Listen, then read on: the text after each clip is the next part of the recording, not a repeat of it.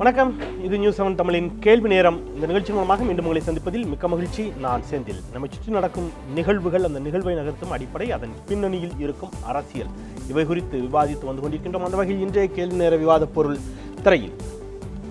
இன்றைய கேள்வி நேரத்தில் நாம் விவாதத்திற்கு எடுத்துக்கொண்டிருக்கக்கூடிய பொருள் தொழிற்சங்கங்களின் நாடு தழுவிய வேலைநிறுத்த போராட்டம். இந்தியா முழுவதும் இன்றைக்கு பல்வேறு கட்சிகளைச் சேர்ந்த பல்வேறு தொழிற்சங்கங்களைச் சேர்ந்தவர்கள் இன்றைக்கு ஒரு நாள் வேலை நிறுத்தத்தில் மத்திய அரசுக்கு எதிராக தன்னுடைய எதிர்ப்பை பதிவு செய்யக்கூடிய விதமாக வேலை நிறுத்த போராட்டத்தில் ஈடுபட்டிருக்கிறார்கள். இன்று மாலை அந்த வேலை நிறுத்த போராட்டம் முடிவுக்கு வந்திருக்கிறது. தமிழகத்தில் மிகப்பெரிய அளவில் இதனால் பாதிப்புகள் இல்லை என்று சொன்னாலும் கூட கேரளா, கர்நாடகா, ஹரியானா போன்ற பல்வேறு மாநிலங்களில் இது பரவலாக மிகப்பெரிய அளவிலான தாக்கத்தை ஏற்படுத்தி இருக்கிறது. இந்த வேலைநிறுத்த போராட்டத்திற்கான காரணிகள் என்ன, அதற்கான தீர்வுகள் என்ன, இந்த இது போன்ற வேலைநிறுத்த போராட்டங்கள் சாமானிய மக்களின் வாழ்க்கையை எவ்வாறு பாதிக்கிறது, இதுவே விவாத பொருள். அரங்கில் 3 ஆளுமைகளும் நேரலையில் ஒரு சிறப்பு விருந்தினரும் இணைகிறார்கள். பயணிக்கலாம் அவர்களோடு. இது கேள்வி நேரம்.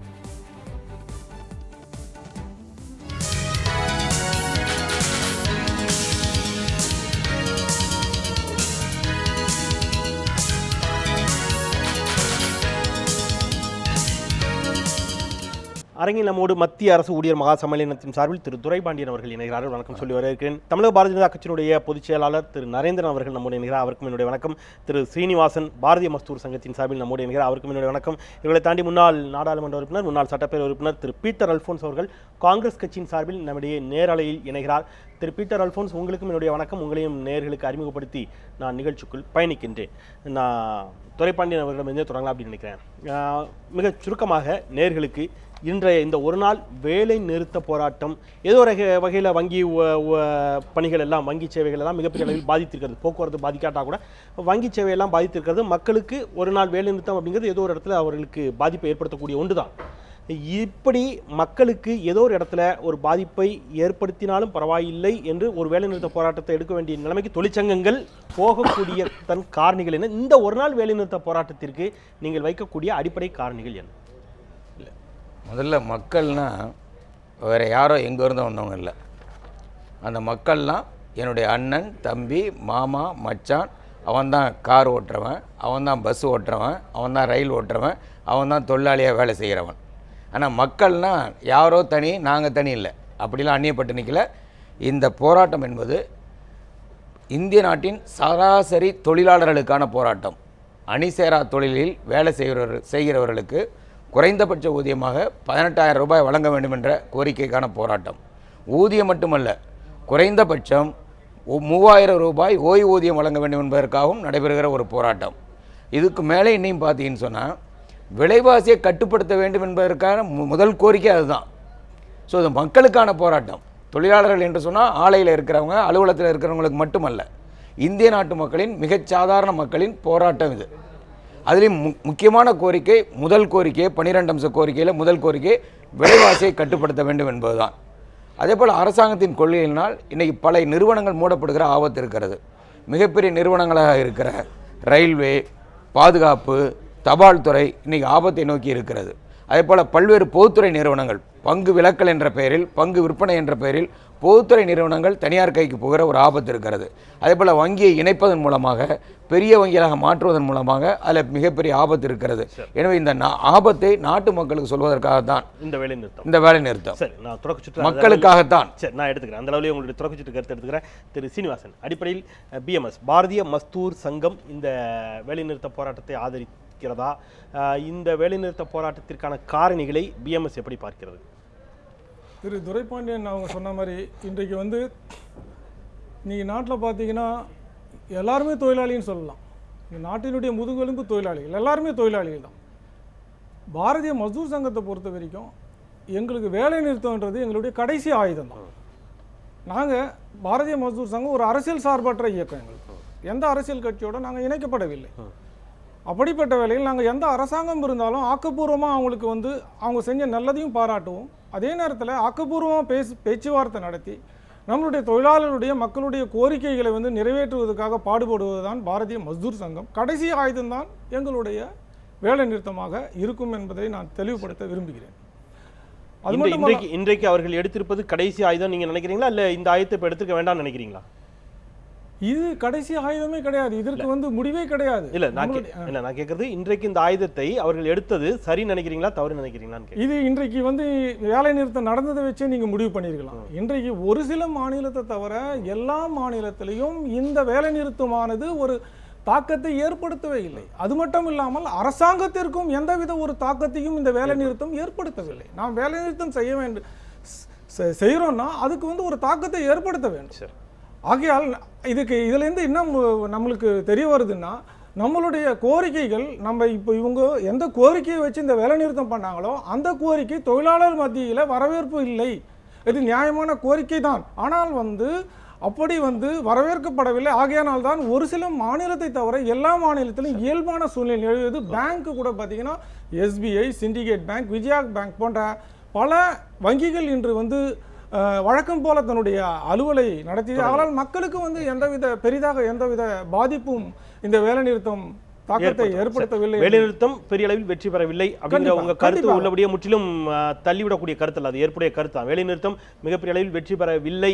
அது தமிழகம் ஒரு சில மாநிலங்கள் நீங்க சொன்ன மாதிரி அது உண்மைதான். என்னுடைய கேள்வி, ஒரு தொழிற்சங்க பிரதிநிதியாக இந்த வேலை நிறுத்தம் கடைசி ஆயுதம், ஓகே, வேலை நிறுத்தம் பெரிய அளவில் வெற்றி பெறவில்லை, ஓகே, வேலை நிறுத்தத்திற்கு சொல்லப்பட்ட காரணிகளை நீங்கள் ஏற்றுக்கொள்கிறீர்களா?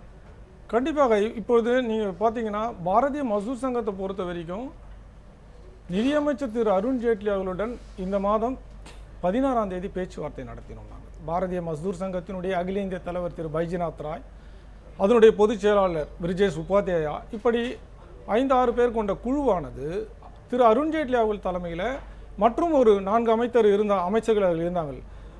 பியூஷ் கோயல், தொழிலாளர் நலத்துறை அமைச்சர் திரு பண்டாரு தத்தாத்திரேயா போன்ற அமைச்சர்கள்லாம் இருந்தபோது 16ஆம் தேதி நாங்கள் பேச்சுவார்த்தை நடத்தினோம். அதே போல் 2.5 மணி நேரம் அந்த பேச்சுவார்த்தை நடத்தது இதே கோரிக்கையில் தான். இது காமன் கோரிக்கை. அவர் துரைபாண்டியன்ஜி அவர்கள் அவங்க சொன்ன அதே கோரிக்கையில் தான் நாங்கள் பேச்சுவார்த்தை நடத்தோம். அதே போல் 22ஆம் தேதி அந்த பேச்சுவார்த்தை கண்டினியூ ஆச்சு. 29ஆம் தேதி 5 அமைச்சர்கள் கொண்ட குழு பிரதம மந்திரி அவர்களை நேரில் சந்தித்து நம்மளுடைய தொழிற்சங்க கோரிக்கைகள், அனைத்து தொழிற்சங்கங்களுடைய கோரிக்கைகள் தான் இது, பொதுவான கோரிக்கைகளை வலியுறுத்தி பிரதம மந்திரியிடம் விளக்கம் தான் கொடுத்தார்கள். அன்றைய தினமே கோரிக்கைகளை BMS ஏற்றுக்கொள்கிறது. கண்டிப்பாக. Right, okay. நான் அப்படியே தொடக்க சுட்டு கருத்து அந்த அளவில் எடுத்துக்கிறேன். அதை ஏன் மத்திய அரசு நிறைவேற்றவில்லை அப்படிங்கிற கேள்வியை நம்ம என்று சொல்ல முடியாது. ஏற்கனவே ஒரு சில கோரிக்கைகளை இந்த அரசாங்கம் நிறைவேற்றியிருக்கிறது. அதுல நான் உங்ககிட்ட அடுத்த சுற்றுல வரேன், நான் திருப்பி வரேன். ஒரு சில கோரிக்கைகளை நிறைவேற்றிருக்கிறார்கள், ஒரு சில கோரிக்கைகளை பரிசீலித்துக் கொண்டிருக்கிறார்கள் அப்படிங்கிற உங்க வாதத்தை வைத்தால் அதற்கு பிறகு ஏன் இவர்கள் வேலைநிறுத்த போராட்டத்தை கையில் எடுக்க வேண்டும் அப்படிங்கிறத உங்களுடைய கேள்வியா இருக்கிறது. நான் திரு பீட்டர் அல்ஃபோன்ஸ் அவருடைய கருத்தை கேட்டு நிறைய உங்ககிட்ட வரேன். ஏன்னா எல்லாருக்கும் சேர்த்து பதில் சொல்ல வேண்டிய இடத்துல நீங்க இருக்கிறதுனால. திரு பீட்டர், அடிப்படையில் தமிழகத்தில் மிகப்பெரிய அளவில் இந்த வேலைநிறுத்த போராட்டம் ஒரு வெற்றி பெறவில்லை. கர்நாடகாவிலும் கேரளாவிலும் ஹரியானா போன்ற சில மாநிலங்களிலும் வெற்றி பெற்றிருக்கிறது. சிவசேனா பாரதிய ஜனதா கட்சி கூட்டணியில் இருக்கக்கூடிய மகாராஷ்டிராவிலும் கூட இந்த போராட்டம் ஓரளவுக்கு வெற்றி பெற்றிருக்கிறது என்றே சொல்லலாம். அடிப்படையில் இந்த போராட்டத்திற்கான காரணிகளை காங்கிரஸ் கட்சி எவ்வாறு பார்க்கிறது? போராட்டத்தை விட்டுருங்க, போராட்டத்திற்கான காரணிகளை.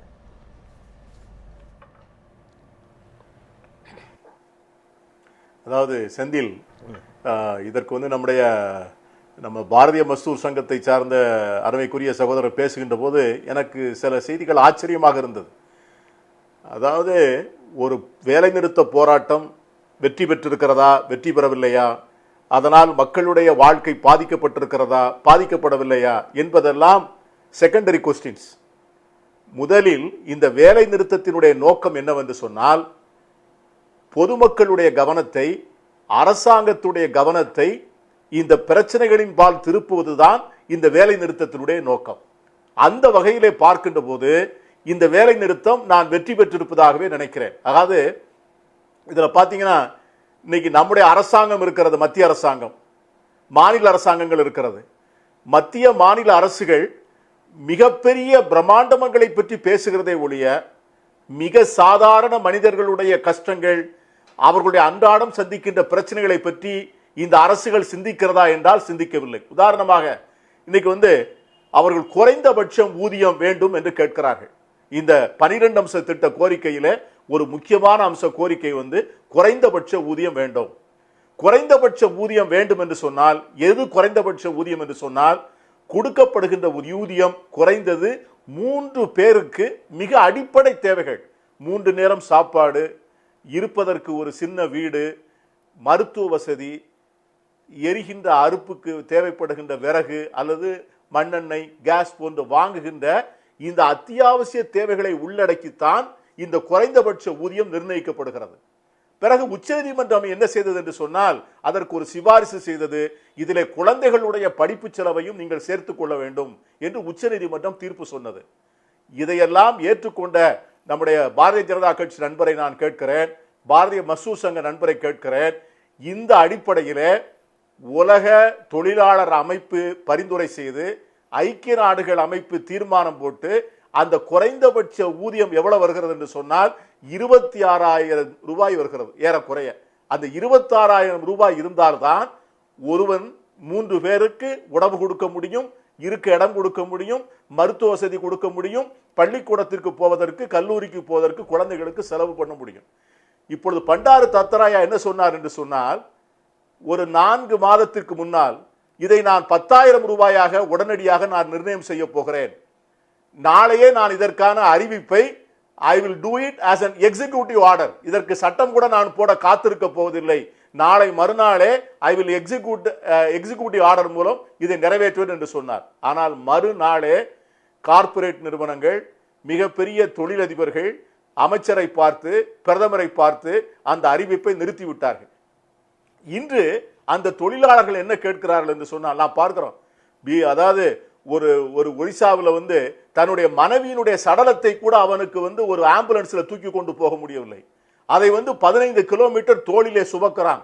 அப்படிப்பட்ட ஒரு நாட்டிலே அவனை பற்றி சிந்திப்பதற்கான கவனத்தை ஈடுவதற்குத்தான். இரண்டாவது, இப்பொழுது பாத்தீங்கன்னா கான்ட்ராக்ட் லேபர். சரி, அடிப்படையில் திரு பீட்டர், நான் உங்களுடைய தொடர்ச்சிட்டு கருத்தை வர எடுத்துக்கிறேன். அடிப்படையில் கவனத்தை ஈர்க்கக்கூடிய வகையில் அமைந்திருக்கிறது இந்த போராட்டம். வெற்றியா தொழிலாங்கிறத தாண்டி மக்களுடைய கவனத்தையும் அரசுடைய கவனத்தையும் ஈர்த்திருக்கிறது அப்படிங்கிற அளவில் உங்களுடைய தொடர்ச்சிட்டு கருத்தை எடுத்துக்கிறேன். ஆனால் நான் என்னுடைய கேள்வியாக ஒன்றை வைத்து, நான் தொடர்ச்சிட்டுங்கிறதுனால பெரிய அளவில் யாரையும் குறிக்கல, இந்த போராட்டத்திற்கான காரணிகளில் காங்கிரஸ் உடன்படுகிறதா அப்படிங்கிற கேள்வி வைத்திருந்தேன். நான் நரேந்திரன் அவர்களிடம் விவாதித்து விட்டு அவருடைய கருத்தை பதிவு செய்து விட்டு நான் மீண்டும் உங்களிடம் வருகிறேன். நரேந்திரன், அடிப்படையில் அவர் சொன்ன மாதிரி ஒரு 27,000 ரூபாய் அளவிற்கு இருந்தால்தான் இன்றைக்கு ஒரு சராசரியாக ஒரு மகன் தன் மனைவி தன்னுடைய குழந்தைகளோடு ஒரு 3 பேர் இருக்கக்கூடிய குடும்பத்திற்கு அவ்வளவு தேவைங்கிற அளவுக்கு விலைவாசி பெருகிவிட்ட ஒரு நிலையில் முறைசாரா அமைப்பு சாரா தொழிலாளர்களுக்கு மற்றவர்களுக்கான அடிப்படை ஊதியம், ஓய்வூதியம், இன்ன பிற விஷயங்கள் அவங்க சொன்னாங்க இல்லையா, மிக குறிப்பாக பொதுத்துறையினுடைய பங்களை தனியாருக்கு விற்பது, இந்த மாதிரியான விஷயங்களை உங்களுடைய என்ன சொல்றது, அவர் உங்களுடைய கட்சியின் சார்ந்த தொழிற்சங்கம் இல்லை அப்படிங்கிறது ஆணித்தரமா அவர் சொல்லிட்டாரு. இருந்தாலும் அப்படி அவர் தான் சொன்ன, நீங்க சொல்ல முடியாது, அவர் யாரோட அப்படிதான் சொல்றாங்க. அது அவர் சொன்னார்னா ஓகே. நான் 2 விஷயம், பிஎம்எஸ் உள்ளிட்ட தொழிற்சங்கங்களும் கூட, லெஃப்ட் ஐடியாலஜி இல்லாத பிஎம்எஸ் போன்ற தொழிற்சங்கங்களும் கூட அதை வலியுறுத்தக்கூடிய ஒரு நிலையில் இதை செய்ய வேண்டிய இடத்தில் மத்திய அரசு இருக்கிறது. என்ன சுணக்கம், என்ன தயக்கம்? முதலிலே திரு பீட்டர் அல்போன்ஸ் அவர்கள் அவருடைய வேதனை நியாயமானதான, இல்லைன்னு சொல்ல. ஆனால் இத்தனை ஆண்டு காலம் இந்த நாட்டிலே 60 ஆண்டு காலமாக ஆண்ட இந்த நாட்டிலே ஒரிசாவிலே அதிகமாக நாட்கள் காங்கிரஸ் ஆட்சியில் இருந்தது. இன்றைக்கு பிஜு ஜனதா தளம் இன்றைக்கு ஆட்சியில் இருந்தது. நவீன் பட்நாயக் முதலமைச்சர். அதற்கும் மத்திய அரசாங்கத்திற்கு அந்த பிணத்தை தூக்கிச் செல்வதற்கும் என்ன சம்பந்தம் என்று தெரியாது. ஆனாலும் அதற்கும் பாரதிய ஜனதா கட்சியும் நரேந்திர மோடி தான் காரணம். அவர் அதை தான் சொல்லுவார். நான் ஒரு விஷயம் கேட்குறேன், இவ்வளவு அக்கறையோடு பேசுகிற பீட்டர் அல்போன்ஸ் அவர்களே, நீங்கள் ஆட்சியில் இருந்தபோது 2005 மினிமம் வேஜஸ் அரசாங்கத்தை எவ்வளோ நிர்ணயிக்கப்பட்டது? 102 ரூபா, வெறும் 102 ரூபா. இன்னைக்கு அதன் பிறகு எந்த விதமான என்ஹான்ஸ்மெண்ட்டும் இல்லாமல் இன்றைக்கு கடந்த வாரத்திலே பிஎம்எஸ்ஓ நடந்த அந்த பேச்சுவார்த்தையில 350 ரூபாய் உயர்த்தி கொடுத்தது பாரதிய ஜனதா கட்சி அரசாங்கம், வேற அரசாங்கம் இல்ல, காங்கிரஸ் ரூபாயாக உயர்த்தப்பட்டதா? 350 ரூபாய் 350 ரூபாய் 246 ஆக இருந்தது, 350 ரூபாய் உயர்த்தி கொடுத்தோம். 350 ரூபாயாக உயர்த்தப்பட்டது. ஏற்கனவே அடிப்படை இங்க சொன்ன கோரிக்கையில 18,000 ரூபாய் முதல் அடிப்படை குறைஞ்சபட்ச சம்பளம் இருக்கிறது. ஏற்கனவே 7வது ஊதிய கமிஷனை படி நம்ம ஏற்கனவே 18,000 90 அதை என்ஹான்ஸ் பண்ணி கொடுத்தாச்சு. நம்ம ஏற்கனவே அதை இது நடந்துட்டு இருக்கு. 2016 ஜூன் 1 முன் தேதியிட்ட கொடுக்க போகிறேன்னு சொல்லியாச்சு. அதுவும் இல்லாமல் தொழிற்சங்கங்கள் அத்தனையும் அழைத்து நாம் பேசியிருக்கணும். இதற்கான கடந்த ஆண்டே ஒரு கமிட்டி, இன்டர் மினிஸ்ட்ரியல் கமிட்டி ஒன்று ஃபார்ம் செய்யப்பட்டது. அருண்ஜேட்லி, மதிப்புக்குரிய அருண்ஜேட்லி நிதியமைச்சர் தலைமையில். அதில் பண்டார தத்தாத்திரே, பியூஷ் கோயல் போன்றவர்கள் இருக்கிறார்கள்.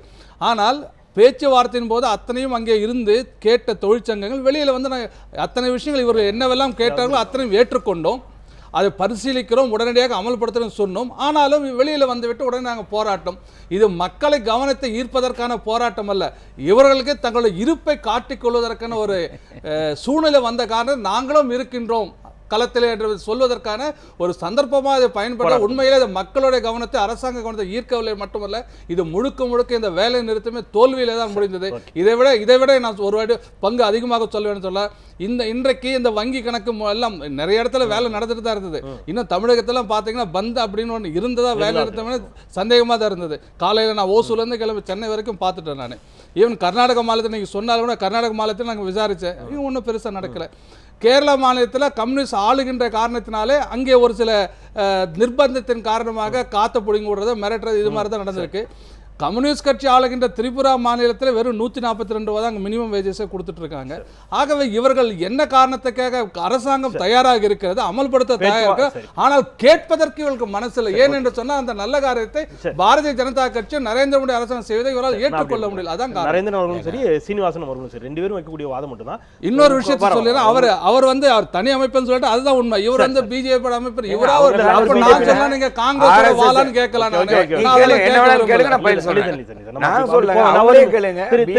அவங்க கடுமையாக எதிர்க்கிறதுல பிஎம்எஸ், அதாவது கம்யூனிஸ்ட் கட்சி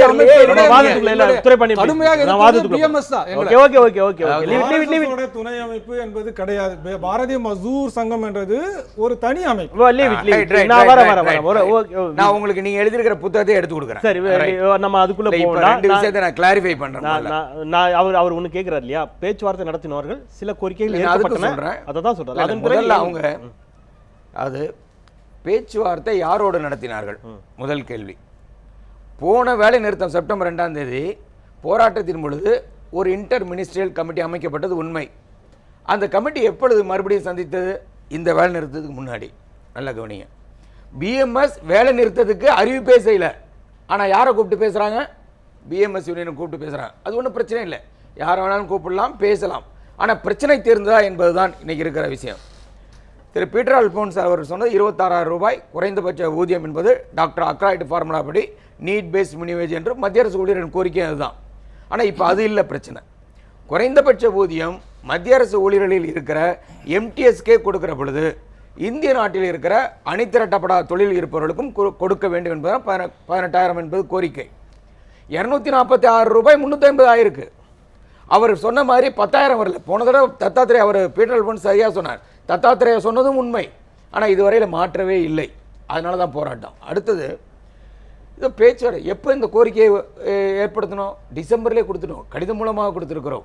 இதுவரையில் பேச்சுவார்த்தை நடக்கவில்லை. கடைசி நேரத்தில் தான் கூப்பிட்டாங்க. எந்த கோரிக்கையும் ஏற்றுக்கொள்ளாத காரணத்தினால் வேலை நிறுத்தம் தொடர்கிறது. இதை ஏதோ இருப்பை காட்டிக்கொள்வதற்கு அதெல்லாம் இல்லை. இப்போ நீங்கள் பேசுகிறத பார்த்தாவே வேலை நிறுத்தத்தை பார்த்து பயந்துருக்கீங்கன்னு தெரியுது. என்ன விஷயம்னா, 91 நரசிம்மராவ் காலத்திலிருந்து இந்த கொள்கை இருக்கிற பொழுது இந்த வேலை நிறுத்தம் நடைபெற்றிருக்கிறது. அன்னைக்கு பிஎம்எஸ்ங்கிறதாங்க. சுதேசி ஜார்க்கண்ட் மஞ்ச் என்ற பெயரில் தெரு தெருவா வந்து சுதேசி பொருட்களை வாங்கு, சுதேசி முதலாளிகளுக்கு தான் நம்ம வேலை செய்யலாம் பிரச்சாரம் பண்ணாங்க. அன்னைக்கு எங்கள் கூட சேர்ந்துருந்தாங்க. ஏன் போன வேலை நிறுத்தத்தின் பொழுது எங்கள் கூட சேர்ந்துருந்தாங்க, கடைசி நேரத்தில் போயிட்டாங்க. ஸோ கோரிக்கையில் நியாயம்தான். அது கடைசி ஆயுதமான கடைசி ஆயுதம் தான். நாங்கள் பேசி பார்க்குறோம், பேச்சுவார்த்தையில் பிரச்சனை இல்லைங்கிறப்போ மக்கள்கிட்ட வரோம், அவ்வளோதான். இப்போ நாங்கள் மக்கள்கிட்ட வந்து இப்போ சொல்கிறோம், பீட்டர் அல்போன்ஸ் சொன்னது போல் மக்களிடம் பேசுகிறோம், அரசாங்கத்துக்கும் புரிய வைக்கிறோம், அவ்வளோதான். இதில் நீங்கள் அடிப்படையாக பல பிரச்சனைகள் இருக்குது. ஒன்று, இந்த கோரிக்கையில் இருக்கிற நியாயம். நீங்கள் வந்து ஸ்கில் இந்தியா, நீங்கள் நான் அதுக்குள்ள வரேன். ஆனா மக்களிடம் வந்தோம் அப்படின்னீங்க, சீனிவாசன் அதான் சொல்றாரு, மக்கள் ஏற்றுக்கொள்ளவில்லை. ஏற்றுக்கொண்டிருந்தால் தொழிலாளர்களே பெருமளவில் ஏற்றுக்கொள்ளவில்லை. ஏற்றுக்கொண்டிருந்தால் தமிழகம் போன்ற மாநிலங்களில் நான் முடிச்சிடறேன், ஒரு அமைப்பு சாரா தொழிலாளர்களுக்காக நீங்க போராடுறீங்கன்னு சொன்னா அவங்க தான் அதிக அளவில் இருக்கிறாங்க. அவங்க உங்களுடைய கோரிக்கையில் இருக்கக்கூடிய நியாயத்தை உணர்ந்திருப்பார்கள் என்று சொன்னால் அவர்கள் உங்களோடு கரம் கோர்த்து இருந்திருப்பார்கள். ஆட்டோக்கள் ஓடி இருக்காது, ஓடியது. அதுதான் அவர் சீனிவாசன் சொல்றாரு. ஒரு சில இடங்கள்ல இருக்கலாம். நீங்க வேலை நிறுத்த போராட்டத்தை கையில் எடுக்கக்கூடிய அளவிற்கு பிரச்சனை வீரியமாக இல்லை அப்படிங்கிறது அவங்களுடைய கருத்து. நான் ஒரு சின்ன இடைவேளைக்கு பிறகு வருகிறேன், ஒரு சிறிய இடைவேளைக்கு பிறகு அந்த இடத்துல தொடரலாம். இதை தாண்டி காங்கிரஸ் கட்சியும் கூட இன்றைய போராட்டத்தை ஆதரித்திருக்கிறது. தங்களுடைய காங்கிரஸ் கட்சியை சார்ந்த தொழிற்சங்கங்கள் ஆதரவு கொடுத்திருக்கின்றார்கள். இதில் வங்கிகளை அல்லது பொதுத்துறை நிறுவனங்களுடைய பங்குகளை தனியாருக்கு விற்பது உள்ளிட்ட பல்வேறு கொள்கை முடிவுகளில் பாரதிய ஜனதா கட்சி அரசிற்கு இருக்கக்கூடிய அதே முடிவுதான் கடந்த கால ஐக்கிய முற்போக்கு கூட்டணி அரசிற்கும் காங்கிரஸ் தலைமையிலான ஐக்கிய முற்போக்கு கூட்டணி அரசுக்கும் இருந்திருக்கிறது என்ற ஒரு விமர்சனம் தொடர்ச்சியாக வைக்கப்படக்கூடிய நிலையில் இதுபோன்ற வாதங்களை இந்த மாதிரியான காரணிகளை எந்த கண்ணோட்டத்தோடு திரு பீட்டர் அல்போன்ஸ் அணுகிறார் அப்படிங்கிற கேள்வியும் முன்வைத்து இடைவேளைக்கு செல்கிறேன். இடைவேளைக்கு பிறகு பயணிக்கலாம். இணைந்திருங்கள்.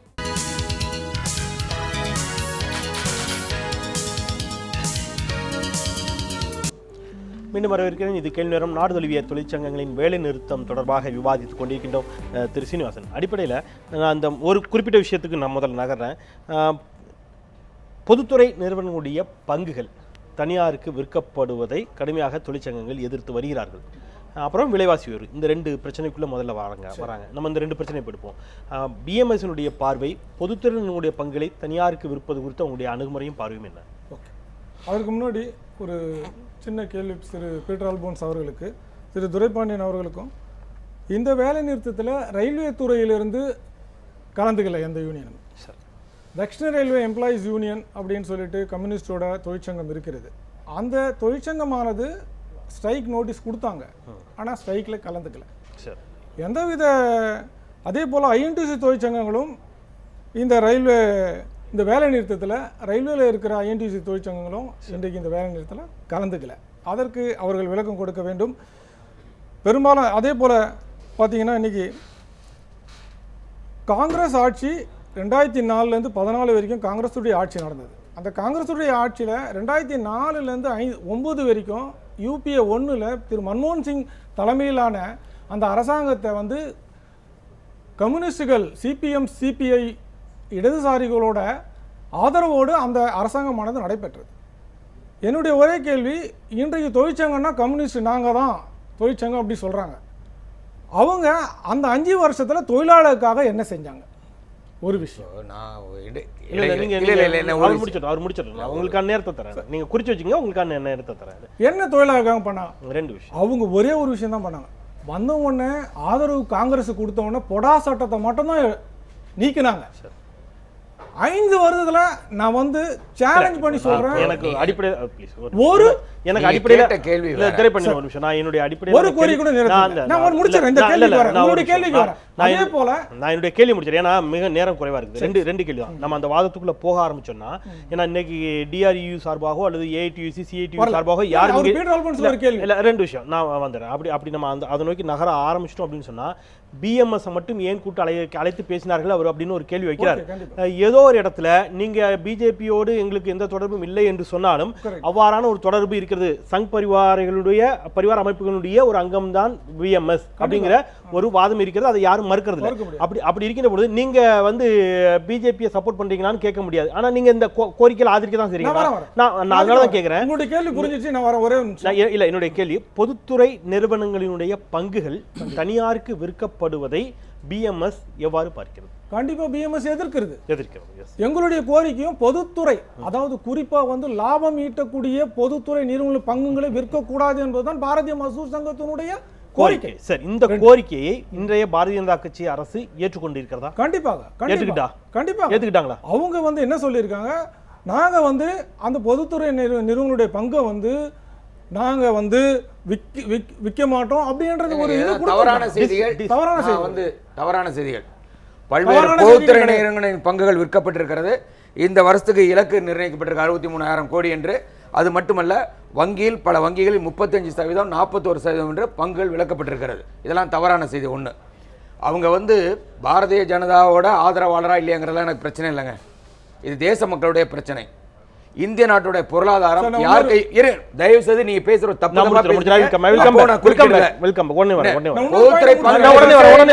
முழு பூசணிக்காய் சோத்துல மறைக்கிற வேலை வேண்டாம். நம்ம நீங்க ஓப்பனா பேசுங்க. நீ ஒரு தொழிற்சங்கன்னு வேற சொல்றீங்க, உண்மையை மறைக்காதீங்க. என்னென்ன பங்குகள் எங்கெங்க வித்துருக்குங்கிறத நான் சார்ட் கொடுக்க தயார். ஒண்ணு. அடுத்தது இப்ப என்னன்னா, லாபம் ஈட்டுறதை மட்டும் விற்கல அவங்க. கொள்கையே என்னன்னா, லாபம் ஈட்டினால் விற்றுவிடு, நஷ்டம் ஏற்பட்டால் மூடிவிடு.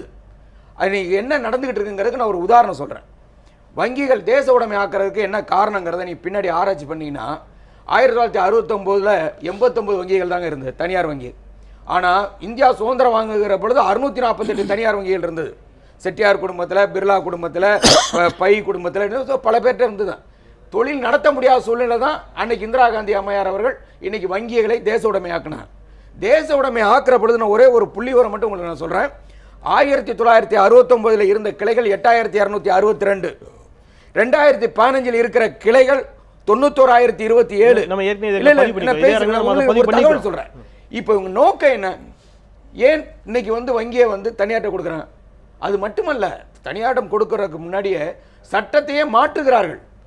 பொதுத்துறை வங்கிகளில் எத்தனை % ஷேர் இருந்தாலும் ஷேர் இருப்பவருக்கு மேக்சிமம் ஓட்டிங் ரேட் 10%, 1% தான். ஆனால் இன்னைக்கு 10% என்று இந்த அரசாங்கம் மாற்றி இருக்கிறார்கள். தனியார் வங்கிகளில் எவ்வளவு ஷேர் இருந்தாலும் ஓட்டிங் ரைட்ஸ் லிமிட்டட் டு 20%, அதையும் மாத்துறாங்க. இப்போ இப்படிலாம் மாற்றி விட்டு பங்குகளை விற்கிற பொழுது எவன் பங்கு அதிகம் வைத்திருக்கிறானோ அவன் தான் அங்க நிர்வாகம் நடத்த வருவான். சாதாரணமா இருங்க, அதோட சொல்லிடுறேன். அதுக்கு அடுத்தது வெற்றியா தோல்வியாங்கிறது கூட நான் வரலங்க. இந்த தேசத்துல உழைப்பாளி மக்கள் 1 கோடி பேர் 2 கோடி பேர் இல்லை. போன செப்டம்பர் 2 வேலை நிறுத்தத்தின் பொழுது 15 கோடி பேர் கலந்து கொண்டார்கள். இந்த செப்டம்பர் 2 வேலை நிறுத்தத்தில் 20 கோடி உழைப்பாளி மக்கள் கலந்து கொண்டிருக்கிறார்கள். இது பல நாடுகளின் மக்கள் தொகையை விட அதிகம் என்பது நமக்கு தெரியும். சில இடங்களில் நடந்திருக்கலாம். இந்தியா முழுவதும் இருக்கக்கூடிய கணக்கு நீங்க சொல்றீங்க. நான் திருப்பி வரேன், அந்த இடத்துல வரேன். நான் பீட்டர் ஒரு கேள்வி இடைவெளிக்கு முன்பாக வச்சிருந்தேன், இவங்க கருத்தை பதிவு பண்ணீங்க. திருப்பீட்டர் அவர் சீனிவாசன் அவர்களும் ஒரு கேள்வி வைக்கிறாரு. நான் இடைவெளிக்கு முன்பாக ஒரு கேள்வி வைத்திருந்தேன். இந்த பொதுத்துறை நிறுவனங்களுடைய பங்குகளை தனியாருக்கு விற்பதை முந்தைய காங்கிரஸ் அரசும் தானே ஆதரித்தது. இந்த மாதிரி பல பொருளாதாரம் சார்ந்த பார்வையில் காங்கிரஸ் அரசுக்கும் பாரதிய ஜனதா கட்சி அரசுக்கும் எந்த வித்தியாசமும் இல்லாத நிலையில் பாரதிய ஜனதா கட்சியினுடைய இந்த மத்திய அரசினுடைய மக்கள் விரோத போக்கை கண்டித்து நீங்க சொல்றீங்க இல்லையா, மத்திய அரசினுடைய மக்கள் விரோத போக்கை கண்டித்து நாங்கள் ஒரு போராட்டம் நடத்தினோம், ஒரு ஸ்ட்ரைக் பண்ணோம் அப்படின்னு சொல்லிக்கிற பொழுது நீங்கள் கடைபிடிக்காத எந்த கொள்கையை இப்போ அவங்க மாற்றி கடைபிடிச்சிட்டாங்க நீங்க போராடுறீங்க?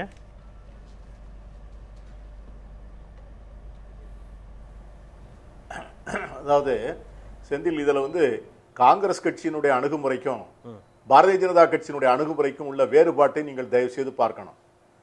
இங்க முதல்ல நண்பர் ஸ்ரீனிவாசன் சொன்னாரு, அதுக்கு நீங்களே பதில் சொன்னீங்க. அதாவது என்னைக்குமே நண்பர் நரேந்திரனும் ஸ்ரீனிவாசனும் ஒரு மேடையில் 2 பேரும் 2 அணியிலே உட்கார்ந்து கொள்வார்கள். அந்த முடிஞ்ச பிறகு போய் அவர்கள் தனியாக உட்கார்ந்து அடுத்த மேடைக்கு எப்படி தயார் செய்வது என்று பேசிக்கொள்வார்கள். அதற்கான மேடை போட்டு கொடுப்பதற்காகத்தான் அவர்கள் RSS என்கிற ஒரு பெரிய அமைப்பை வைத்திருக்கிறார்கள். இப்போ அதுக்குள்ளெல்லாம் போனால் அது ஒரு அரசியல்வாதமாகிவிடும். அவர் கேட்டார், எத்தனை பேர் இதில் பங்கு பெற்றார்கள், ரயில்வேயிலே இருக்கின்ற காங்கிரஸ் யூனியன் என்ன ஆனது, கம்யூனிஸ்ட் யூனியன் என்ன ஆனது என்று கேட்டார். நான் அவருக்கு சொல்ல ஆசைப்படுகிறேன், இந்தியாவை உலுக்கிய சுதந்திர போராட்டத்திலே அதிலே பங்கு பெற்றவர்கள் மொத்தமே இந்திய ஜனத்தொகையிலே 7 விழுக்காட்டு மக்கள் தான். சுதந்திர போராட்டத்திலே பங்கு பெற்றவர்களே 7 விழுக்காட்டு மக்கள் தான் சுதந்திர போராட்டத்திலே பங்கு பெற்றார்கள். அதற்கு வெளியேறிய 93 விழுக்காட்டு மக்களுக்கு சுதந்திரம் என்னவென்றாலே தெரியாது. நீங்க சொல்றீங்களா இன்னைக்கு அன்ஆர்கனைஸ்டு லேபர், இன்னைக்கு கழிவு நீருக்குள்ள இறங்கி அதை சுத்தம் பண்ணுகிற தொழிலாளி இன்னைக்கு உள்ளே இறந்து போகிறான் அல்லவா, அவனை போல இன்னைக்கு நிலக்கரி சுரங்கத்துக்குள்ளே அந்த நிலக்கரியினுடைய புழுதியையும் நீங்க சொல்ற வாதத்துல யாருக்கும் மாறுபாடு கிடையாது. ஆனா அந்த தொழிலாளிக்கு முடிக்கிறேன் குறுக்கிடுவதற்கு மன்னிக்கணும் தயவு செய்து. நான் என்ன கேள்வி கேட்டேன்னா, பொருளாதாரம் சார்ந்த பார்வையில் திரு பீட்டர் அல்போன்ஸ் அவர்கள், மரியாதைக்குரிய திரு பீட்டர் அல்போன்ஸ் அவர்கள் சார்ந்திருக்கக்கூடிய காங்கிரஸ் கட்சிக்கும் மரியாதைக்குரிய நம்முடைய நண்பர் நரேந்திரன் அவர்கள் சார்ந்திருக்கக்கூடிய பாரதிய ஜனதா கட்சிக்கும் என்ன பெரிய வேறுபாடும் வித்தியாசமும் இருக்கிறது? காங்கிரஸ் பாஜகவை எதிர்க்கிறது அப்படிங்கிறது தான் என்னுடைய கேள்வி. பொருளாதாரம் சார்ந்த பிரச்சனைகளில், அதாவது பொதுத்துறை பங்குகளை விற்பதா விற்கவில்லை விற்கக்கூடாதா என்கிற வாதம் கடந்த 30 ஆண்டுகளாக தொடர்ந்து நடைபெற்றுக் கொண்டிருக்கிறது. அதாவது பொதுத்துறை நிறுவனம், இப்ப மார்க்சிய கம்யூனிஸ்ட் கட்சி இருக்கக்கூடிய அந்த மேற்கு வங்க மாநிலத்திலே கூட தி கிரேட் ஈஸ்டர்ன் ஹோட்டல் என்று ஒரு ஹோட்டல் இருந்தது, மாநில அரசுக்கு சொந்தமான ஹோட்டல். அதை அவர்கள் தனியார்களுக்கு விற்றார்கள். நான் இதை எதற்கு சொல்கிறேன் என்று சொன்னால், இல்லை என்ன வேறுபாட்டை பார்க்க வேண்டும் என்று சொன்னால், நண்பர் நல்லா சொன்னாரு, நஷ்டத்தில் ஓடுகிற பொதுத்துறை நிறுவனங்களுடைய பங்கை விற்பது என்பது வேறு.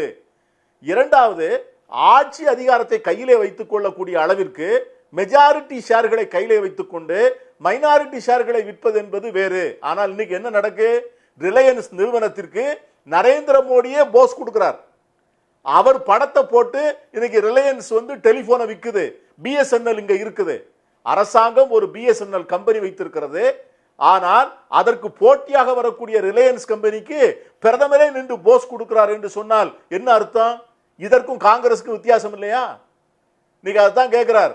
இன்னைக்கு அருண் கெஜ்ரிவால் நல்லா சொல்லியிருக்காரு, மிஸ்டர் ரிலையன்ஸ் இருக்காரு. யார? பிரைம் மினிஸ்டரை பார்த்து மிஸ்டர் ரிலையன்ஸ் சொல்லியிருக்காரு. கார்ப்பரேட் நிறுவனங்களுக்கு பிராண்ட் அம்பாசடராக வித்தியாசம் இருக்கிறது அப்படிங்கிறது. சரி, நான் அந்த உங்களுடைய இந்த கருத்துக்கு நான் மறுப்பு கேட்டேன். இந்த கருத்துக்கு நான் மறுப்பு கேட்டு வரேன். நாங்களும் இப்ப நான் ஒருவேளை பீட்டர் நீங்க குறிக்கிடாதீங்க பீட்டர், அடுத்த சுற்றுல இதுக்கு மறுப்பு சொல்லலாம்னா நீங்க சொல்லலாம். பீட்டர் சொல்றதை நான் இப்படி எடுத்துக்கிறேன். பீட்டர் நிச்சயமா மாறுபடுவார்னு நினைக்கிறேன்.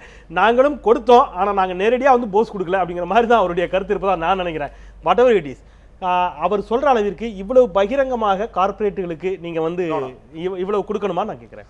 அவர் சொன்னார் மிஸ்டர் ரிலையன்ஸ்னு அரவிந்த் கெஜ்ரிவால் சொன்னாருன்னா அவர் ஒரு எதையாவது உளறிட்டு இருக்கிறது அவரோட வேலை. But mister Reliance prime minister Narendra மோடியில் மிஸ்டர் ரிலையபிள் தான் பிரைம் மினிஸ்டர் நரேந்திர மோடி. இருங்க நீங்க இருங்க, அரசியல் இல்லைங்க அவரோட பேச்சை கேட்டீங்கன்னா அதுதான். நீங்க அதை தயவு பண்ணி அவருக்கு டிஃபெண்ட் பண்றதுன்னா நீங்க அந்த ஆம் ஆத்மி தொப்பி போட்டு பேசுறீங்க.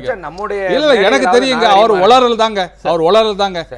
மிஸ்டர் ரிலையன்ஸ்ல ஆமாங்க, நீங்க இப்படி குறுக்க பேசுனா அப்புறம் நான் உங்களை பேச விட மாட்டேன். தயவு பண்ணி நான் பேசுறேன், உங்க கருத்து நேர வரைக்கும் சொல்லுங்க. தயவு பண்ணி நீங்க சும்மா இருங்க. Come to the point please. ஆமாங்க, அவர் சொல்றாரு பிரைம் மினிஸ்டர் பார்த்து எப்படி சொல்றாரு அதை கண்டிங்க. அது முதல்ல அதை கண்டிச்சீங்க நீங்க.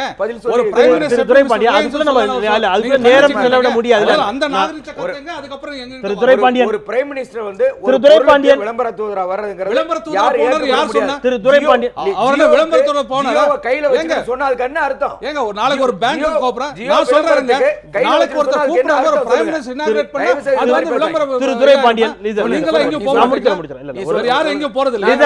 லீசன் ப்ளீஸ் லீசன் நிதானமா உரையாடலாம். இல்ல நான் வரேன். அவர் பிரைம் மினிஸ்டர் கண்டம் பண்ணி பேசியிருக்காரு. சோனியா காந்தி மரண வியாபாரம் சொல்லிருக்காங்க, அதெல்லாம் கண்டிச்சு பேச மாட்டாரு. நீங்க மட்டும் கண்டிக்கிறீங்க.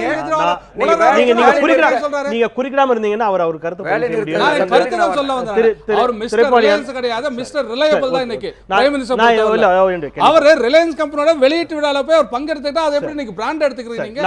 ஒரு பிரைவேட் கம்பெனி இந்த நாட்டுல ஒரு மக்களுக்கு இலவசமா இல்ல குறைந்த செலவுல கொடுக்கிறதுக்கு பிரைம் மினிஸ்டர் ஆதரவு கொடுக்கிறது தப்பா? அப்போ அரசாங்கத்தோட குறைந்த விலையில கொடுத்தா அது ஆதரவுல என்ன தப்பு இருக்கு? அடிப்படையில் என்னுடைய கேள்வி இல்ல, இந்த பொதுத்துறை கேள்வி முடிச்சிடறேன். சுதேசிய பொருட்களை பற்றி பேசுகின்ற பொழுது பாரதிய ஜனதா கட்சி நான் சிறுவராக இருக்கக்கூடிய காலகட்டத்தில் நாங்க பார்த்திருக்கிறோம், வீடு வீடாக பேஸ்ட்ல இருந்து ஒன்னொன்னையும் அடையாளப்படுத்தியிருக்கிறார்கள். இதுதான் இந்தியாவில் உற்பத்தி ஆகக்கூடிய பொருட்கள், இதை நம்ம பயன்படுத்தணும், சுதேசிய பொருட்களை என்றுதான் நம்ம சொல்லி கொடுத்தார்கள். இன்றைக்கு விதேசிக்கு ஏன் போனார்கள் அப்படிங்கிற கேள்வி ஒன்று வச்சார். ஒரு பக்கம் அது இருக்கட்டும், அதை தாண்டி தனியாருடைய பொருட்களை ஏன் ஒரு பிரைம் மினிஸ்டர் சொல்லக்கூடாதா அப்படிங்கிற ஒரு கேள்வி இருக்கின்ற பொழுது அரசு அனுமதித்து இங்கே விற்பனை செய்யக்கூடிய பல பொருட்கள் இருக்கின்றன. தனியார் பொருட்கள், மதுபானமாக இருக்கட்டும் அல்லது இன்னபிற பொருட்களாக இருக்கட்டும், ஒரு ஆடையாக இருக்கட்டும், ஏராளமான பொருட்கள் இங்கே விற்பனை செய்யப்படுகின்றன. எல்லாவற்றையும் ஒரு பிரைம் மினிஸ்டர் இதுபோல் விளம்பரப்படுத்தி விட முடியுமா? இலவசமா மக்களுக்கு குறைந்த சேவை கொடுக்கிறது ரெண்டு ஒண்ணா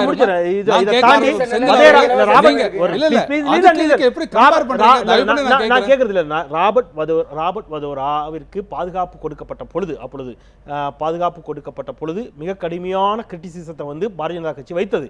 ராபர்ட் வதோரா யார், அவருக்கு ஏன் பாதுகாப்பு என்று.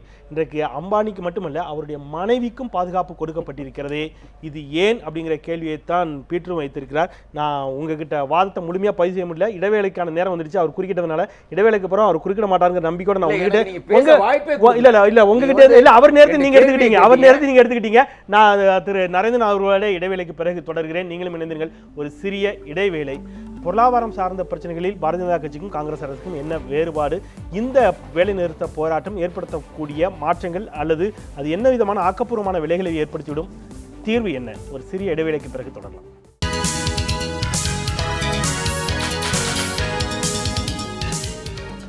மீண்டும் வரவிருக்கிறேன். இது கேள்வி நேரம். நாடு தழுவிய தொழிற்சங்கங்களுடைய வேலை நிறுத்தம் தொடர்பாக விவாதித்துக் கொண்டிருக்கின்றோம். திரு நரேந்திரன், அதுதான் நேரடியாக திருப்பி விஷயத்துக்கு வந்துடுறேன். பொருளாதாரம் சார்ந்த விஷயங்களில் கார்ப்பரேட்டுகளுக்கு அதிக அளவில், காங்கிரஸை விட மிக அதிக அளவில் பாரதிய ஜனதா கட்சி அரசு செய்கிறது அப்படின்னாரு. அதுக்கு ஒரு சின்ன உதாரணமாக அவர் ஜியோவை அறிமுகப்படுத்தியதை சுட்டிக்காட்டினார். நான் அம்பானிக்கும் அவருடைய மனைவிக்கும் கூட பாதுகாப்பு கொடுக்கப்பட்டிருக்கிறது அப்படிங்கிற ஒரு கேள்வியை வைத்தேன். இந்த மாதிரி நஷ்டத்தில் இயங்கக்கூடிய நிறுவனங்கள் மட்டுமல்ல, லாபத்தில் இயங்கக்கூடிய நிறுவனங்களுடைய பங்குகள் கூட தனியாருக்கு விற்கப்படுகிறது. அதனுடைய நிறுவனர்களாக, அதனுடைய டைரக்டர்ஸாக, இயக்குநர்களாக அவர்கள் வருவதற்கேற்ற வகையில் சட்ட திருத்தங்கள் கொண்டு வரப்பட்டிருக்கின்றன. அவர்களுக்கான வாக்களிக்கும் உரிமையிலெல்லாம் திருத்தம் செய்யப்பட்டிருக்குதுங்கிறார். உங்களுடைய பார்வை? இந்த நாட்டில் வரி கட்டக்கூடிய, இந்த நாட்டில் குடிமகன் இருக்கிற யார் ஒருவருக்கும் தன்னோட உயிருக்கு ஆபத்து இருக்குன்னு சொன்னால் பாதுகாப்பு கொடுப்பது அரசாங்கத்தோட கடமை. இன்றைக்கு எனக்கு கூட போலீஸ் பாதுகாப்பு இருக்கிறது. காரணம், உயிருக்கு ஆபத்து இருக்கின்ற ஒரு அரசாங்கம் வருதுகின்ற காரணத்தால் அரசாங்கம் கொடுக்கிறது. அது மட்டுமல்ல, அவர்கள் அரசாங்கத்திற்கு வரி கட்டி கொண்டிருக்கிறார்கள். அரசாங்கம் நிறைய தொழில்கள் நடத்தி கொண்டிருக்கிறார்கள். பெரிய பன்னாட்டு கம்பெனிகள் நிறைய அந்த கம்பெனியை ஒழிக்க வேண்டும் என்று இருக்கலாம், காரணம் இருக்கு. ஆனால் கொடுப்பதில், பாதுகாப்பு கொடுப்பதில் எந்த தவறு இருப்பதாக எனக்கு தெரியவில்லை. இப்போ ஜியோ என்ன ஒரு புதிய ஒரு ஸ்கீம் லான்ச் பண்ணியிருக்காங்க. அதன் மூலமாக ஏழைகளுக்கு, அதாவது ஏழைன்னு சொல்லல, பொதுமக்களுக்கு குறைந்த விலையில் அந்த இன்டர்நெட் சலுகை, அந்த பேசுகிற phone call, free phone calls, roaming free, இதெல்லாம் கொடுக்குறேன்னு சொல்கிறாங்க. அது நாட்டு மக்களுக்கு பயன்படக்கூடிய, இலவசமாக அல்ல குறைந்த விலையில் கிடைக்கக்கூடியதுக்கு பிரதம மந்திரி செல்வது எந்த வித தவறு. ஏன் நான் சொல்கிறேன்னா, இப்போ ஒரு பிரைம் மினிஸ்டரே ஒரு இடத்துல இந்த மாதிரி கலந்து கொள்கின்ற பொழுது பிரைம் மினிஸ்டருக்கு மிக நெருக்கமான நிறுவனம் அந்த நிறுவனம் என்று அரசு அதிகாரிகள் தரப்பில் ஒரு பிம்பத்தை அது ஏற்படுத்தும். விதிமீறல்களை அந்த நிறுவனம் செய்ய முற்பட்டால் அரசு அதிகாரிகள் சகித்துக் கொள்ளக்கூடிய நிலைமைக்கு தள்ளப்படுவார்கள். ஒரு மாநிலத்துடைய முதலமைச்சரோ அல்லது ஒரு பிரைம் மினிஸ்டரோ ஒரு நிறுவனத்திற்கு சார்பாக நிற்கிறார்கள் என்று சொன்னால், பிரைம் மினிஸ்டரே அந்த கம்பெனிக்கு சப்போர்ட் பண்ணுறாருப்பா என்று ஒரு பார்வை ஏற்பட்டு சட்ட மீறல்கள், விதிமீறல்களுக்கு இது வழிவகுக்குமா இல்லையா? நாங்கள் தான் இப்போ புதிதாக ஒரு சட்டத்தை அமல்படுத்த புதிதாக ஒரு திட்டத்தை கொண்டு வந்திருக்கின்றோம்.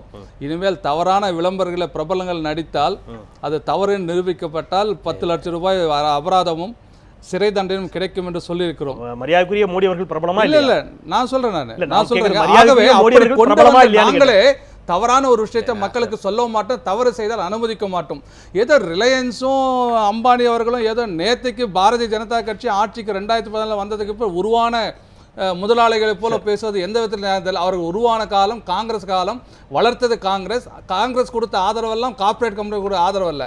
ஆனால் பாரதிய ஜனதா கட்சி ஒரு ஆட்சியில் இருக்கின்ற ஒரு கட்சி, மத்திய அரசாங்கத்தை ஆண்டு கொண்டிருக்கிற கட்சி, ஒரு புதிதாக தொழில்கள் தொடங்க முன்வருகின்ற தனியார்களுக்கு முக்கியத்துவம் கொடுப்பது. ஏன்னா அரசாங்கத்தால் செய்ய முடியாது, அவர்கள் செய்து கொண்டிருக்கிறார்கள்.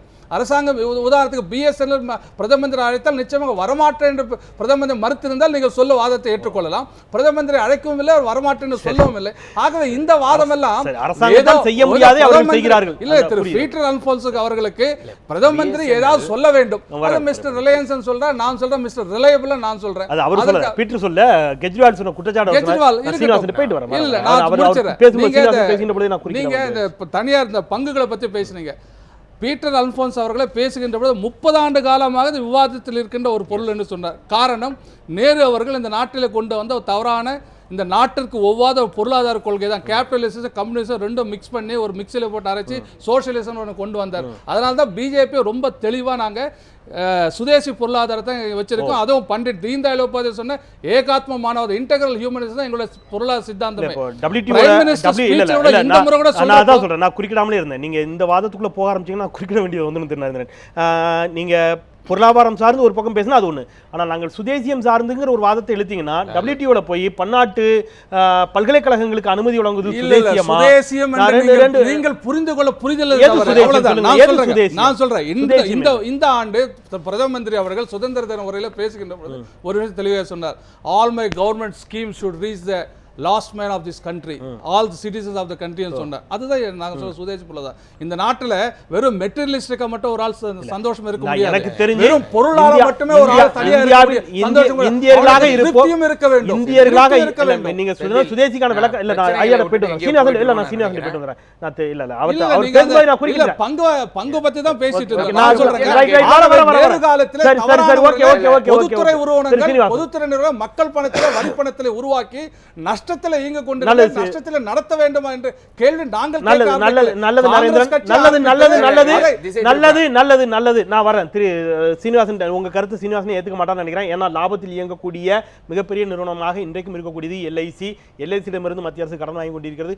நீங்க ரயில்வே லாபத்தில் இயங்கி கொண்டிருக்கக்கூடிய நிறுவனம் பெல்லா இருக்கட்டும், ஆவடி டேங்க் ஃபேக்டரியா இருக்கட்டும், மிகப்பெரிய நிறுவனங்கள், நேர்காலத்தில் உருவாக்கப்பட்ட நிறுவனங்கள் எதுவும் நஷ்டப்பட்டதாக எனக்கு தெரியல. நவரத்னா என்று இன்றைக்கு அதில் அன்றைக்கு கொண்டு வரப்பட்ட நவரத்னாவில் இன்றைக்கு பாரதிய ஜனதா கட்சி அரசு என்பிசியில் நீங்கள் நம்முடைய நிலக்கரி சுரங்கத்தையும் சேர்த்திருக்கிறீங்க அப்படிங்கிறதா, நெய்வேலி லிக்னைட் கார்பரேஷன் எல்ஐசியை சேர்த்திருக்கிறீங்க அப்படிங்கிறதா உண்மை. திரு சீனிவாசன், இதை தாண்டி நான் திருப்பி அதிலே தான் நிற்கிறேன். பிஎம்எஸ் இன்றைய நீங்க விட்டுருங்க, மற்றதெல்லாம் விட்டுருங்க, காங்கிரஸ் எல்லாம் விட்டுருங்க, இன்றைய பாரதிய ஜனதா கட்சி அரசினுடைய பொருளாதார கொள்கைகளை பிஎம்எஸ் எப்படி பார்க்கிறது? பாரதிய மஸ்தூர் சங்கத்தை பொறுத்த வரைக்கும் இன்றைக்கு ஆக்கப்பூர்வமான வழியில் இன்றைக்கு இந்த அரசாங்கத்தோட பேச்சுவார்த்தை நடத்தி இன்றைக்கி இந்த போனஸ் இன்றைக்கு 3500 சீலிங் இருந்த போனஸ் இன்றைக்கி 7000 இன்றைக்கு தொழிலாளர்களுக்கு பெற்றுக் கொடுத்திருக்கிறார்கள். அதே போல் இந்த அரசாங்கத்தோட பேச்சுவார்த்தை நடத்தி காங்கிரஸ் அரசாங்கத்தில் 10 வருஷமாக வருமான வரி உச்சவரம்பு உயர்த்தப்படவில்லை.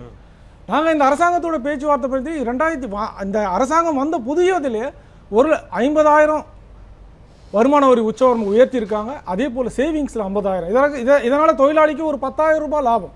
அதே போல பாதுகாப்பு துறையில சிஎஸ்டி கேண்டீன், ஓய்வு பெற்ற தொழிலாளருக்கு சிஎஸ்டி கேண்டீன் வசதியை பெற்றுக் கொடுத்திருக்காங்க. நைட் டியூட்டி அலவன்ஸை பெற்றுக் கொடுத்திருக்காங்க. கேள்வியை நான் திருப்பி நினைவுபடுத்துறேன். இந்த அரசுடைய பொருளாதார கொள்கைகளை பிஎம்எஸ் எவ்வாறு பார்க்க? கண்டிப்பா நாங்கள் அது எந்த அரசாங்கம், காங்கிரஸ் அரசாங்கம் இருந்தாலும் சரி, கம்யூனிஸ்ட் அரசாங்கம் இருந்தாலும் சரி, பிஜேபி அரசாங்கம் இருந்தாலும் சரி, எது இந்த நாட்டிற்கு நல்லதோ அதை நாங்கள் திருப்பியும் ரொம்ப ஸ்ட்ரைட்டாக கேள்வி கேட்கிறேன். இன்றைய அரசாங்கத்தினுடைய பொருளாதார கொள்கைகளை நீங்கள் எப்படி பார்க்கிறீர்கள்? பொருளாதார கொள்கை நீங்க இப்போ அருமையா இருக்குங்க கொள்கை அப்படின்னு பாக்குறீங்களா? இல்லங்க சில விஷயங்கள் மாற்ற பண்ணுவோம், இல்லங்க மோசமா இருக்கு, கடுமையான விளைவுகளை ஏற்படுத்தும் இடதுசாரிகள் மாதிரி விமர்சிக்கிறீங்களா? இன்றைய அரசுடைய பொருளாதார கொள்கையை பிஎம்எஸ் எப்படி பார்க்கிறீங்க? இடதுசாரி மாதிரி நாங்க கண்மூடித்தனமா எதையும் நாங்க இல்ல, நான் கேக்குறேன் பிஎம்எஸ் இந்த அரசாங்கத்துடைய பொருளாதார கொள்கையை எப்படி பார்க்கிறீங்க? வரவேற்கிறதா எதிர்க்கிறதா?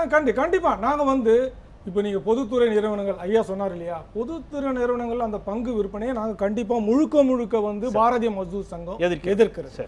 அதே போல தனியார் மயம் அவுட் சோர்சிங் பாரதிய மஸ்தூர் சங்கம் எதிர்க்கிறது. அதுல மாற்றமே இல்ல. பிரைவேடைசேஷன்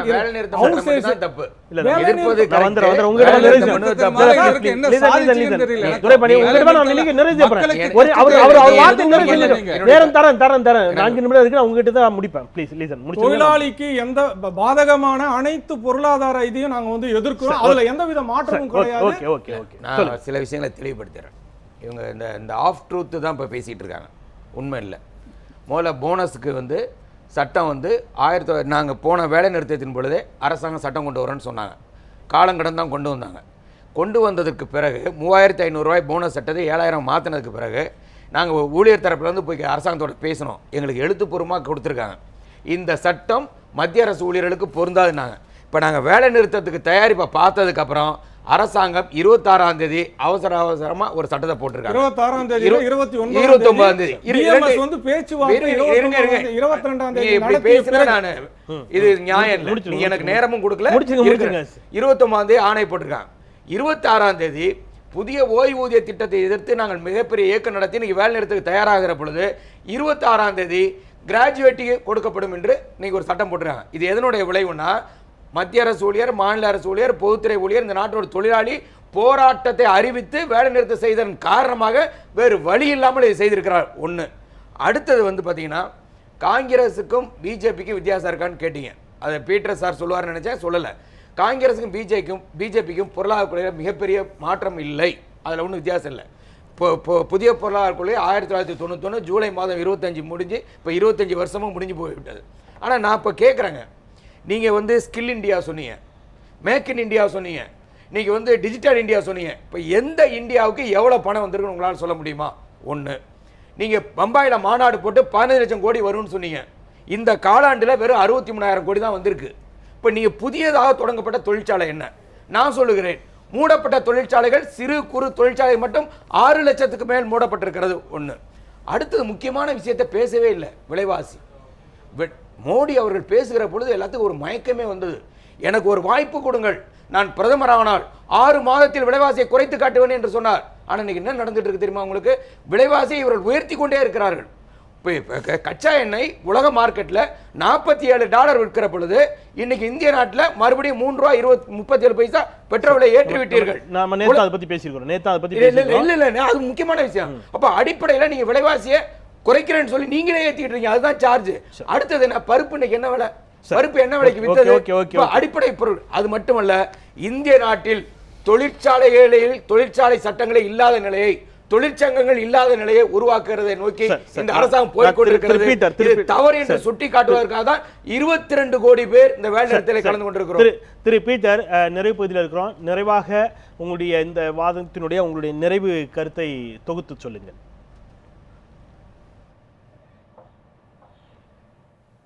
அதாவது ஒரு நண்பர் நரேந்திரன் வந்து சொன்ன சில கருத்துக்களை வந்து நான் இந்த விவாதத்தை பார்த்து கொண்டிருக்கின்ற பொதுமக்கள் ஏற்றுக்கொள்வார்களான்னு தெரியல. நேருவினுடைய கான்ட்ரிபியூஷன் டு மாடர்ன் இந்தியா, இன்றைக்கு இருக்கிற இந்த புதிய இந்தியாவிற்கு, நவீன இந்தியாவிற்கு நேரு போட்ட அடித்தளங்கள், அணைக்கட்டுகள், பொதுத்துறை நிறுவனங்கள், இன்னைக்கு எல்எல்சி வந்து 21 கோடி ரூபாயில் ஆரம்பிக்கப்பட்ட நேருவினுடைய கையால் துவக்கி வைக்கப்பட்ட என்எல்சி தான் இன்னைக்கு வருடத்திற்கு வந்து 900 கோடி ரூபாய் டிவிடெண்ட் கொடுத்து கொண்டிருக்கிறது. ஆகவே நீங்க எல்ஐசியை பற்றி அருமையா சொன்னீங்க, அரசாங்கத்திற்கு கடன் கொடுக்கிறது. ஆகவே ஏதோ வாதத்திற்காக பேச என்பதற்காக நீங்கள் மிக பிரமாண்டமான தலைவர்களை, தியாகத்தை எல்லாம் கொச்சைப்படுத்துவதை போல தயவு செய்து பேசக்கூடாது. நண்பர் துரைபாண்டியன் அவர்கள் சொன்னார் பாஜகவுக்கும் காங்கிரசுக்கும் வித்தியாசம் இல்லை என்று. பொருளாதார கொள்கை என்பது அரசாங்கத்திற்கு தேவைப்படுகின்ற ஒரு கொள்கை. அது வந்து ஒரு கத்தி மாதிரி வச்சுக்கோங்க. அந்த கத்தி வந்து ஒரு சர்ஜன்ட்ட இருப்பதற்கும் ஒரு கசாப்பு கடைக்காரன் இருப்பதற்கும் வித்தியாசம் இருக்கிறது. ஆகவே காங்கிரஸ் கையில் இருக்கிற அந்த கொள்கையை வந்து நாங்கள் வந்து இடதுசாரிகள் ஒன்றாக இருக்கின்ற போது ஏழை அடித்தட்டு மக்களுக்கான அத்தனை உரிமைகளையும், right to food, right to education, right to employment, right to information என்று அத்தனை உரிமைகளையும் உருவாக்கி கொடுத்தோம். இதை போல நண்பர் சொன்னார் அல்லவா, நம்ம நண்பர் சுரேந்திரன் சொன்னார், மோடி சொன்னாரு, it is my duty to see that the last Indian is benefited. According to him, the last Indian is Mr. Ambani. அவ்வளவுதான். நன்றி திரு பீட்டர். தொடர்ச்சியான பணிகள் மத்தியில் நிறைவு கருத்தாக திரு நரேந்திரன் ஒற்றை வரியில. அதாவது பீட்டர் அல்போன்ஸ் அவர்கள் எதை வேண்டாலும் பேசலாம். நேரு அவர்கள் இந்த நாட்டிற்காக பங்கை நான் மறுத்து பேசவில்லை. ஆனால் நேரு அவர்கள் இந்த நாட்டிற்கு செய்த புதுமைகளை பற்றி பேசித்தான் ஆக வேண்டும். பதிவு பண்ணுங்க. நான் நிறைவு கருத்தில் எல்லாருக்கும் வைக்கிற கோரிக்கை, புதிய விமர்சனங்களையும் வாதங்களையும் வச்சிங்கன்னா விமர்சனத்துக்கு பதில் சொல்ல வேண்டிய இடத்துக்கு யார் மேலே வச்சாலும் சம்மந்த தள்ள வேண்டிய நிலைமைக்கு வரும். உங்களுடைய நிறைவு கருத்தை மட்டும் சொல்லி தீர்வாக சொல்லுங்க. அதாவது இந்த நாட்டில் தொழிலாளர் மட்டும் இவர் சொன்ன மாதிரி 22 கோடி மக்கள் இந்த நாட்டில் ஒருவேளை இந்த வேலை நிறுத்தத்தில் பங்கெடுத்து நாடே ஸ்தம்பிச்சு போயிருக்கும். அதெல்லாம் வாதத்தை தொலைக்காட்சியில் அமர்ந்துட்டோன்னு சொல்ல எதை வேணா பேசிட்டு சொல்லலாம். இல்லை இது பந்து இல்லை, வேலை நிறுத்தம் கூட சொல்றேன், கட்டாயப்படுத்தி நீங்கள் வற்புறுத்தி நீங்கள் நடத்தினாலும் கூட வெற்றி பெறவில்லை என்பது உண்மை. இந்த போல அரசாங்கத்தின் கவனத்தை ஈர்ப்பதற்காக நீங்க 1000 வழிகள் இருக்கிறது, வேலை நிறுத்தம் ஒன்றுதான் வழி இல்லை. ஆனால் அரசாங்கம் பேச தயாராக இருக்கிற, கோரிக்கைகளை பரிசீலிக்க தயாராக இருக்கிற சொன்ன பிறகும் கூட நாங்கள் சட்டத்தை போட்ட பிறகு கூட நாங்கள் வேலை நிறுத்தம் சொல்லிவிட்டோம், நடத்திய தீர்வு கங்கணம் கட்டுவது இந்த நாட்டுடைய வளர்ச்சிக்கு நல்லதில்லை, உங்களை நம்பி இருக்கிற தொழிலாளருக்கும் நல்லதில்லை. அதுதான் என்னுடைய கருத்தாக இருக்க முடியும். ஆகவே இன்றைக்கு நரேந்திர மோடி அவர்கள் மிக தெளிவாக புரிந்து கொண்டு, நீங்க ஸ்கில் இந்தியா திட்டத்தில் என்ன ஆச்சுன்னு கேட்டீங்க. ஸ்கில் இந்தியா திட்டத்தில் 55 லட்சம் பேர் இளைஞர்களுக்கு பயிற்சி கொடுத்திருக்கோம். முத்ரா வங்கி திட்டத்தின் மூலமாக 1,70,70,000 கோடி ரூபாய் இன்னைக்கு லோன் கொடுத்திருக்கோம். லோன் கொடுத்த ஃபேக்டரி ஆரம்பிச்சிருக்காங்க. புதிய தொழிற்சாலை இந்திய நாட்டில் என்ன வரணும் இருக்கிற இந்தியாவுல தொழில் எது இருக்கிற தொழிலை காப்பாத்துறது பெரிய விஷயம் இருக்கு. இருக்கிற தொழிலை அழித்து கொண்டிருக்கிறது காங்கிரஸ். இன்னைக்கு காப்பாத்துறது அதெல்லாம் வளர்ச்சி இல்லையா? நன்றி நால்வருக்கும் நன்றி. தொடர்ச்சியான பணிகளுக்கு மத்தியில் நாம் 10 மணி செய்திக்கு வழி கொடுக்க வேண்டியிருக்கிறது. நிறைவு செய்யலாம். ஏதோ ஒரு இடத்துல எந்த கட்சி ஆட்சியில் இருந்தாலும் மக்களுக்கான நலத்திட்டங்களை நாங்கள் இவ்வாறெல்லாம் செய்திருக்கிறோம் என்ற வாதங்களை வைப்பதும் எதிர்க்கட்சிகளை அதை எதிர்ப்பதும் வாடிக்கையான ஒன்றுதான். ஆனால் அதை தாண்டி இதனுடைய நன்மை தீமைகளை, சாதக பாதங்களை அனுபவித்துக் கொண்டிருப்பவர்கள் மக்கள் மட்டுமே. மக்களே இறுதி எஜமானர்கள் என்று சொல்லி நிறைவு செய்கின்றேன். மறந்து கொண்டே இருப்பது மக்களின் இயல்பு, அதை மீண்டும் மீண்டும் நினைவுபடுத்திக் கொண்டே இருப்பது எனது கடமை. மீண்டும் நாளை மற்றும் சில சமூகம் சார்ந்த பிரச்சனைகளோடு உங்களை சந்திக்கின்றேன். நான் செந்தில். இது கேள்வி நேரம். நன்றி.